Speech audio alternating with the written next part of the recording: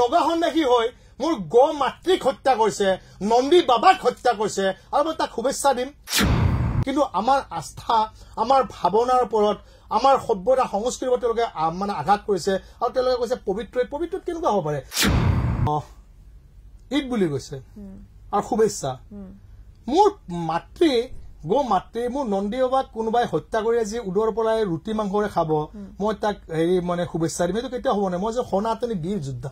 মই যে নগা সন্যাসী হৈ মোৰ গো মাতৃক হত্যা কৰিছে নন্দী বাবাক হত্যা কৰিছে আৰু মই তাক শুভেচ্ছা দিম আৰু আপুনি কি কৈছে পবিত্ৰ কেনেকুৱা হ'ল তেওঁলোকৰ সেই ঈদটো কওক আজি সনাতন ধৰ্মাৱলম্বী লোকসকলৰ আস্থা বিশ্বাসৰ ওপৰত তেওঁলোকে খেল খেলিছে বাৰ বাৰ চৰকাৰ প্ৰশাসনে কৈছে সনাতনী হিন্দুসকলে কৈছে যে আপোনালোকৰ গৰুটো কুৰবানীৰ আচলতে নহয় আমাৰ দুম্বা আপোনাৰ ছাগলী মাৰিছে মুৰ্গী মাৰিছে খাওক আমাৰ ক'ব লগা নাই কিন্তু আমাৰ আস্থা আমাৰ ভাৱনাৰ ওপৰত আমাৰ সভ্যতা সংস্কৃতিৰ ওপৰত তেওঁলোকে মানে আঘাত কৰিছে আৰু তেওঁলোকে কৈছে পবিত্ৰত কেনেকুৱা হ'ব পাৰে এইটো ৰাজনৈতিক নেতাসকলৰ কাৰণ ৰাজনৈতিক নেতাসকলৰ ধৰ্মৰ ওপৰত তেওঁলোকৰ কি আস্থা অনুমতি আছে মই নাজানো কিন্তু এটা কথা হয় যদি আমাৰ দৰে ব্যক্তি ৰাষ্ট্ৰৰ নামত অৰ্পিত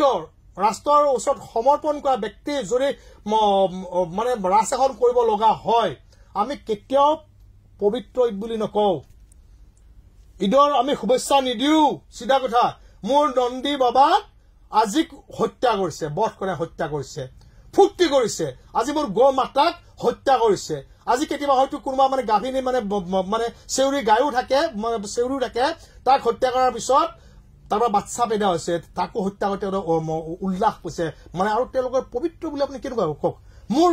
আস্থা মোৰ ধৰ্ম মোৰ বিশ্বাসৰ প্ৰতি আঘাত হৈছে এটা পন্থ ধৰিয়ে এইখিনিমান লোকে আমাৰ ইমানখিনি লোকৰ আজি আস্থা সভ্যতা সংস্কৃতি আক্ৰমণ কৰিছে আৰু মানে মই শুভেচ্ছা দিম মই কেতিয়াও শুভেচ্ছা দিব নোৱাৰো মই এনেকুৱা লোকৰ মই বিনা সময়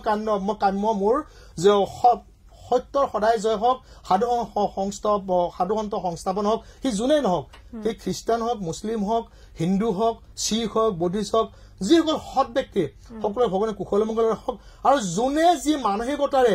মোৰ গো মাতৃ নন্দী বাবাক মানে এনেকুৱা আজি হত্যা কৰিছে তেওঁলোকৰ বিনাশ হওক তেওঁলোকৰ পৰিয়াল গোষ্ঠী যিমান আছে তেওঁলোকৰ মানে অতি সোনকালে বিনাশ কৰক মই পৰম পিতা পৰমেশ্বৰৰ ওচৰত মই প্ৰাৰ্থনা জনাওঁ ওম নমো নাৰায়ণ